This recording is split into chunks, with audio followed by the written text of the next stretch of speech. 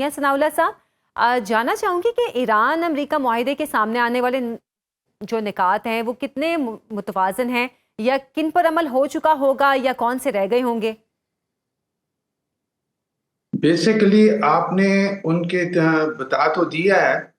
और जो अभी तक सामने आया उससे तो ऐसे लगता है कि दोनों विन विन सिचुएशन में जा रहे हैं। इसमें फतह किसी की भी नहीं है, लेकिन दोनों के लिए इतनी स्पेस है कि वो अपने मौक़िफ़ को विन विन की सूरत में पेश कर सकें, विक्ट्री की सूरत में अपने जी। डोमेस्टिक लॉबी कर सकें। अदरवाइज तो इस वक्त जो पोजीशन है, अभी तो ये नहीं पता कि ये पहला कदम वाकई उठ रहा है या नहीं उठ रहा, और ये कितना कना हतमी मरहल तक पहुंच चुका है। अगरचे इस तरह की खबरें मस्बूत किस्म की आ रही हैं, लेकिन अगर ये होता भी है तो ये पहला कदम होगा। इसके बाद तो बहुत सारी चीजें अभी होनी है। सही। अगर है ना पाबंदी उठनी है, वो तो चंद चीजों के बाद उठेगी। एक से दूसरी चीज लिंक्ड है। ये नहीं है कि एक चीज आप इंडिपेंडेंटली कर दी तो वो अपनी जगह खत्म हो जाएगी। नहीं, उस पे इन्हिसार करती है दूसरा स्टेप, फिर अच्छा। तीसरा स्टेप। इस तरह ये आपस में इंटीग्रेट किया गया है।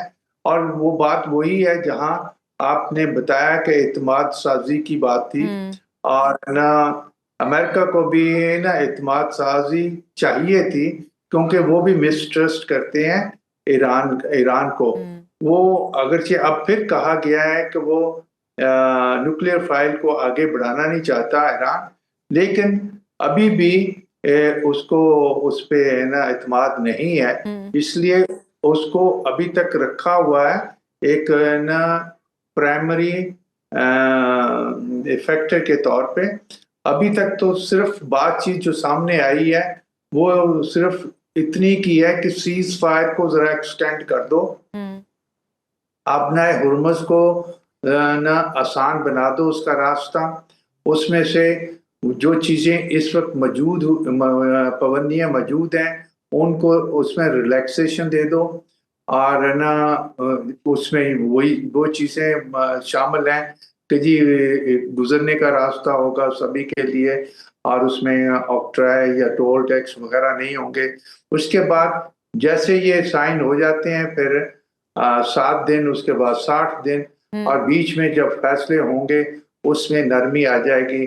लेकिन दूसरी तरफ और साथ ही कि दूसरे फ्रंट पे भी जो लेबनान है या कहीं और होगा, वहाँ उनके दोस्तों को, उनकी प्रॉक्सीज को सताया नहीं जाएगा, उनको बिल्कुल। उनसे लड़ाई वगैरह बंद कर दी जाएगी। ये सारी चीजें इस तरह की हैं जो कि बयानबाजी अभी भी चल रही है बिल्कुल। कि जी ये कहना कबल अज वक्त है।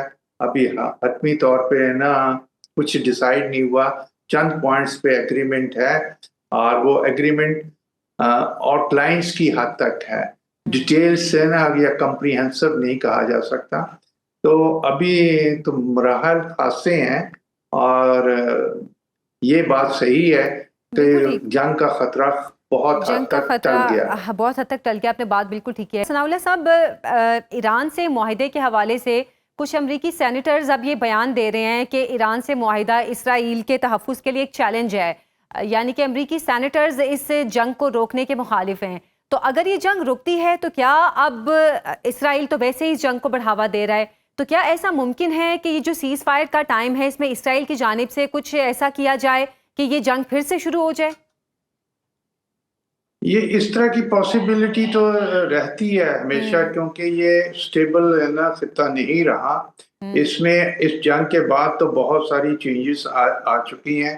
कुछ ना अंडरस्टैंडिंग बन गई है नई किस्म की, और कुछ ब्लॉक्स ना जी। अंडरवे हैं, बनने के चक्कर में हैं।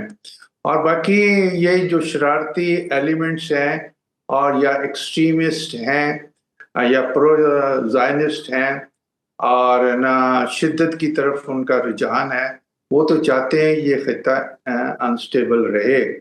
तो वो उस तरह की शरारत का मुमकिन है। और वैसे भी मेरे अपने ज़ाती ख्याल के मुताबिक ये सीज फायर तो होगी अगर ये हालात ठीक हो जाते हैं, लेकिन फ्यूचर में भी ये कोई गारंटी नहीं है कि जी ये बिल्कुल। खित्ता बड़ा स्टेबल होगा।